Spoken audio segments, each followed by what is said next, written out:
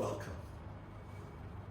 This is Mediator Yemi again, bringing you the musings of a mediator. Fortunately, this time I have with me another good friend of mine, an astute mediator, whose thoughts have been very, should I say, informative, very instructive in the area of mediation. And she's Mrs. Yeka Kolade, as I said, a very sound mediator and one of the best in the trade, I must say that. And it's important as we continue to think about mediation, as we continue to think about our thoughts. You know, mediation these days is becoming virtually an all-comers market. People finish work, they retire, they pick up mediation. Students come out of school, they've applied for work, they don't have work, they become mediators. And it seems as if once I can call two people together and settle their quarrel, once I can get them to do win-win, I can get them to do give and take, I have become a mediator. And I think somehow it's that approach to it.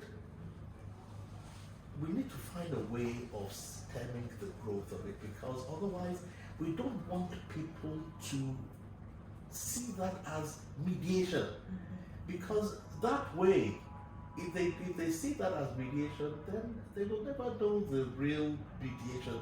They don't know authentic mediation, and if they don't know the real thing, they don't know the authentic thing, how do they desire it?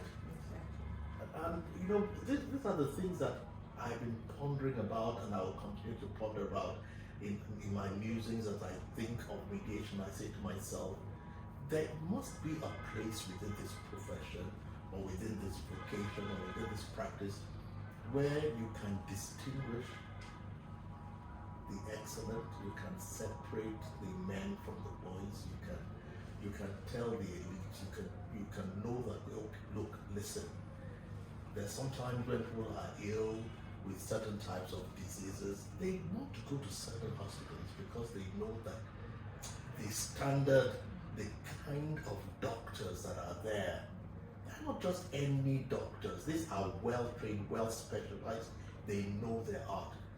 I'm looking forward to a time where there will be a place, or there will be a circle, where people will know that these are mediators. But I don't know what your thoughts are. I don't know. I've called it in my musings, and I'll continue to try to promote what I call authentic mediation as a way of separating it from that general crowd. I mean, I don't know what your thoughts are. That's basically the trend. Yeah. I quite agree with you, and I guess for want of a word that can sort of maybe separate, as they say, the wheat from the chaff, we can say authentic mediation. Essentially, because like you rightly said, you know, everyone just thinks that, you know, once you settle a quarrel, that's mediation. And that's not really right. Yes, you settle the quarrel, you know, through dialogue, and we think, okay, that's mediation. But the thing is, you and I know that in mediation, sometimes we don't even settle. Right. Okay?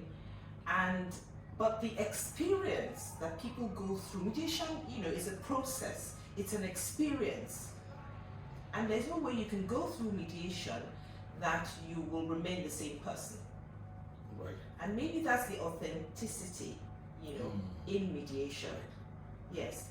Because when you go through mediation, even when you settle, or even if you don't settle, you acquire a better understanding, you know, of how you came to the position that. So what you said essentially is that there's something that should essentially be transformative. Exactly. You don't remain the same person when you go through a proper mediation. It's a process, it's an experience, and it just changes you.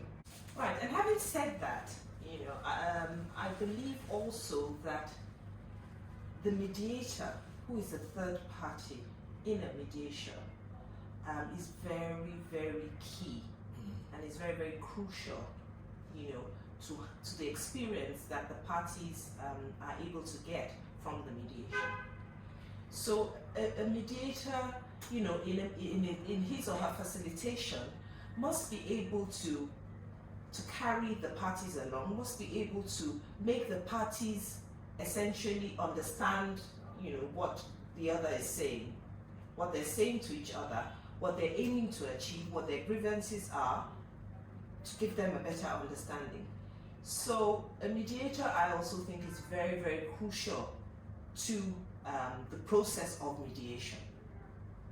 So, as a matter of fact, you see, this is one of the things that actually started me off on this series of musings, which we'll probably have for a long time to come.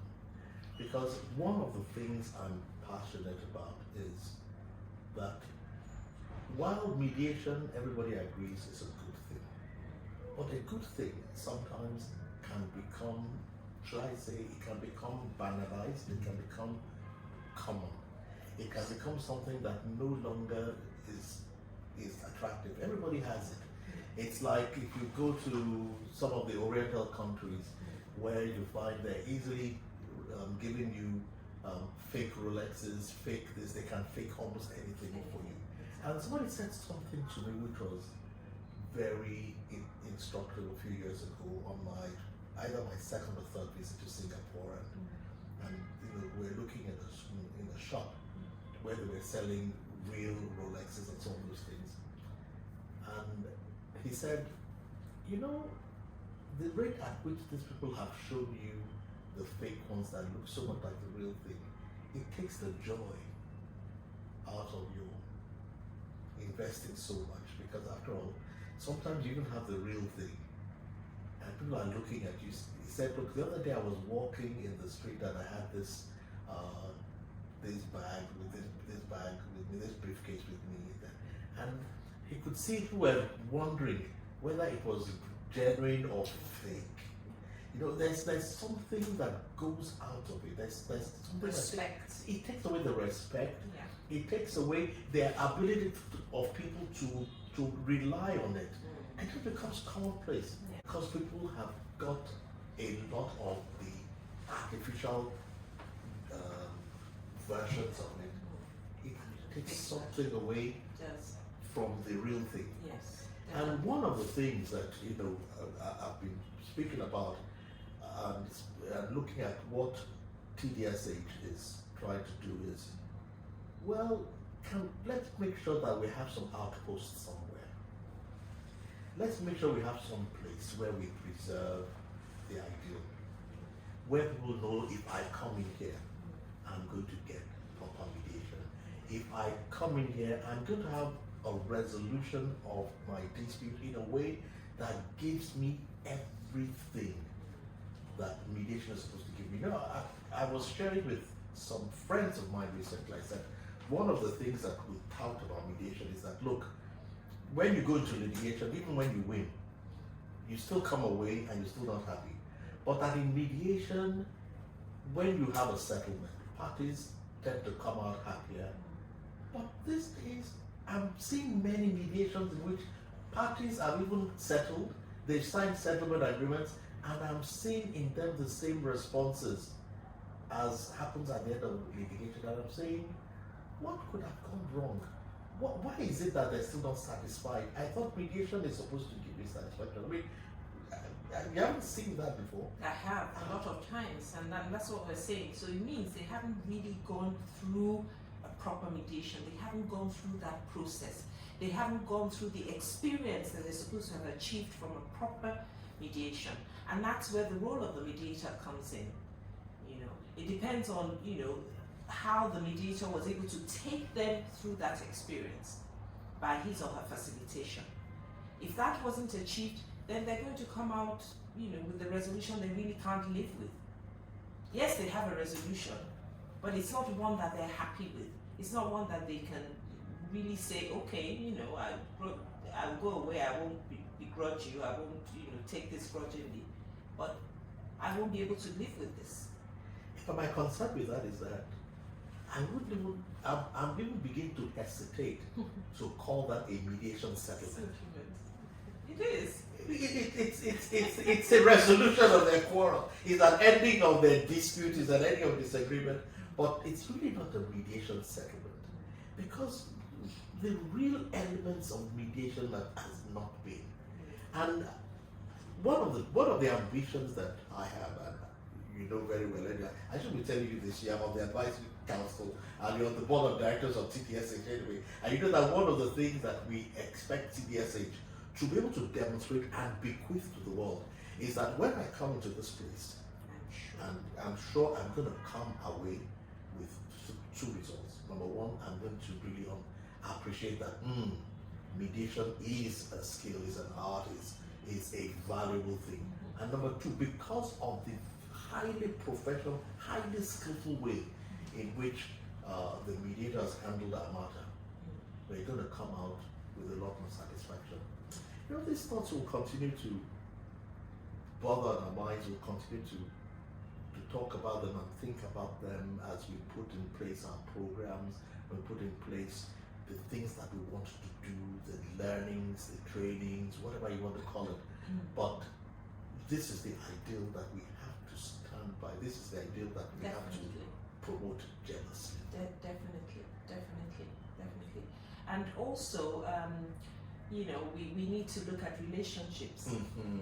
It's one of the major advantages of mediation that, you know, mediation projects, that, you know, when you come to mediation, you're able to maintain relationships. But a lot of the times that doesn't happen. And it should happen if you have gone through a proper mediation. You must be able to maintain your relationships, you must be able to sustain the relationship that brought you together in the first place. But most times, you know, the mediations you see now, they settle, okay, so I'm going away with this, you're going away with it, and that's it. And they never really maintain that relationship, they don't sustain it, it's gone forever.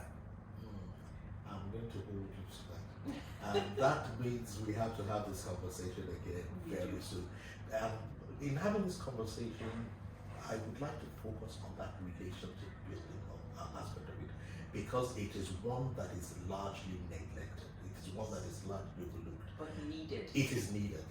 And because many mediators today are used to court-directed mediations, they're used to mediations that come out of court cases. So they tend to also just see mediation as the